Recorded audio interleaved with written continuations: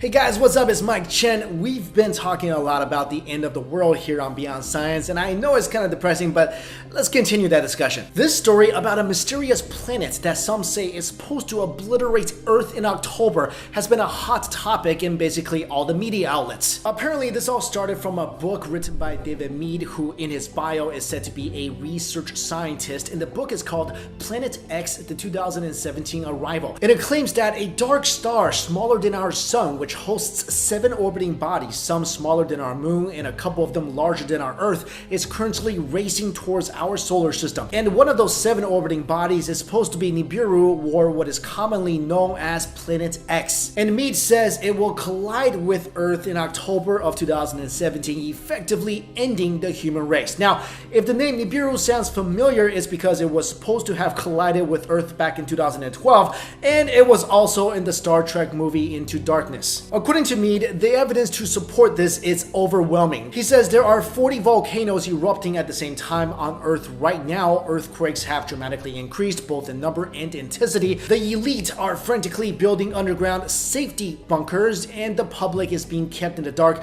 deliberately to avoid panic. And he says he's basically just waiting for the fat lady to sing. Of course, the first question that comes to mind is, okay, if this is really a thing and a planet killer is heading for Earth, how come NASA or anyone else looking up at the sky all the time is not going all crazy over this? According to Mead, the reason why we can't see Nibiru is because of the angle that it's approaching Earth. It makes it really difficult to see. He wrote in a piece for Planet X News that this system is of course not aligned with our solar system's ecliptic, but is coming to us from an oblique angle and toward our southern pole. This makes observations difficult unless you're flying at a high altitude over South America with an excellent camera. Now, this isn't just some random doomsday scenario believed by a few people. According to the Washington Post, there are around 2 million websites devoted to what happens when Nibiru meets Earth. But if you are a bit worried about never being able to go trick-or-treating again, just have a chat with NASA, because the guys there think this is all just an internet hoax. According to NASA astrophysicist David Morrison, there are no pictures or astronomical observations of Nibiru, and a planet 9 months away from crashing into Earth cruising within the inner solar system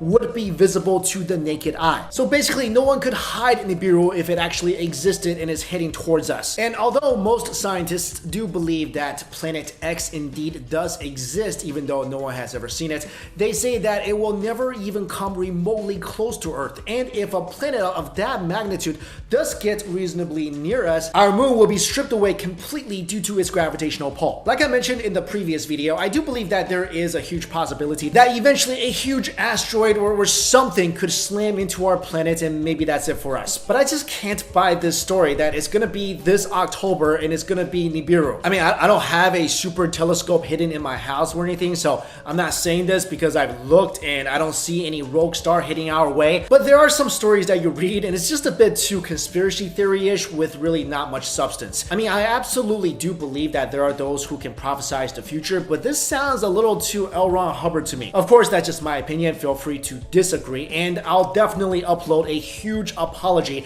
if sometime in October I look up and see a massive planet crashing towards us, but I don't know, I think we're gonna be okay. Next up, there is now a new theory as to how the moon was created. If you guys have watched my previous videos about the moon, you may already know that there have been a lot of theories about the moon's creation. Some say the moon was created by the clash of planets, some say it was a rogue object captured by the Earth's gravitational pull, and some even believe the moon was man-made. But there is now a new theory brought forth by Israeli scientists that the moon was actually formed due to multiple collisions to an early Earth that made a bunch of smaller moons, and they eventually merged together to create the moon that we have now. If true, this means that the moon wasn't just created in an instant due to clashing planets, but instead created over millions of years. To go into detail on how this theory was developed, 3 Israeli scientists were researching the big collision theory. You know, the one that says that the moon was created when the Earth was hit by something the size of Mars and a chunk of it broke off and formed the moon. The 3 researchers ran simulations to test the big collision theory and found that the impact of Earth hitting other large bodies actually produced smaller disks that formed moonlets. The moonlets then experienced about 20 more collisions, then fused to become the moon that we know of today. And this would make more sense than the big collision theory, because smaller repeated impacts that formed the moon after millions of years makes more sense than a single huge punch much, creating the moon in an instant. So this is yet another theory about the creation of the moon, which, let's be honest here, we really have no idea, no absolute idea how it was created. So I'm going to stick to my original theory about the moon's creation. If you don't know what I'm talking about, check out my earlier video about the moon. It's in the description box below. So guys, in the comments, let me know what you think about this new theory. How do you think the moon was created? Also, do you believe that a rogue planet is going to crash into us in October and that's going to be it? And guys, I talk about a lot of things that science can't explain, things that conventional knowledge would tell us is impossible, and yet they exist anyway. There are too many of these things to ignore. Anyone open-minded can see that there is more to this universe than what is currently believed. I really wanted to go deeper into this stuff. I want to explore more and do more research, and I want to give you guys more cool facts. As some of you may know, I just got the opportunity to get a whole team of researchers by doing a magazine. This lets me dive deeper into these mysteries, and it also lets me give you guys more facts, more proof, and more mysteries. And this is all possible because you guys watch this channel. So thank you all so much. Seriously, without you, none of this would even be happening, and that's why I wanted to take this opportunity and ask you, what do you want me and my team to investigate further? I've asked you this question before, and your replies have been, well, pretty surprising. For instance, I had no idea how many of you guys wanted to know more about aliens. So tell me more. What do you want more details on? Leave it in the comments below.